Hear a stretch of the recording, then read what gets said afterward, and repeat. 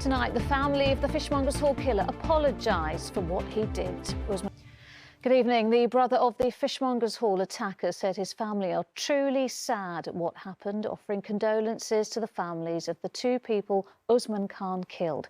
Speaking at the inquest into his death, his brother, who cannot be named for legal reasons, said they found out about the attack on the news and was shocked to find out that Usman Khan was responsible. Our senior correspondent Ron K. Phillips reports. Two Met Police officers have been charged after inappropriate photographs were taken at the scene of the murder of two sisters in Wembley. Bieber Henry and Nicole Smallman were killed last June. Katie Barnfield is at New Scotland Yard for us this evening. Katie, what details do you have on this? More than half of all London boroughs are now recording COVID infection rates below the national average. The average is currently 25 cases per 100,000, while the latest figures show 65% of Londoners have antibodies to COVID-19. Reasons to be positive, but in the last hour, the Health Secretary has said the public still need to be cautious. Our political correspondent Simon Harris reports.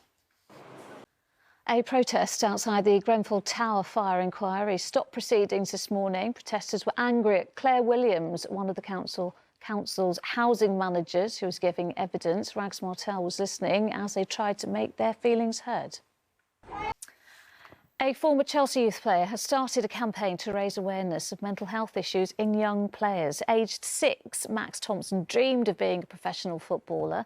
He was signed by Chelsea and spent his childhood chasing that dream. Then suddenly, at the age of 16, it was all over. Well, he's now determined that other young footballers get more help on how to cope with rejection from clubs. Martin Stew reports.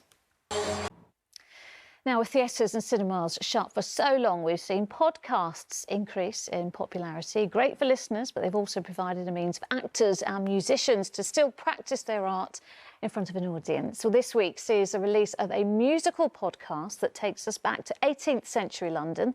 The Ballad of Anne and Mary is about the exploits of pirates at sea, but also in this city. It stars Hamilton actor Carl Queensborough. We'll speak to him in just a moment, but first, let's have a listen.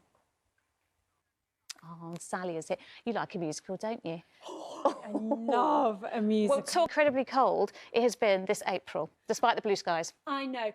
But you saw in Simon's piece.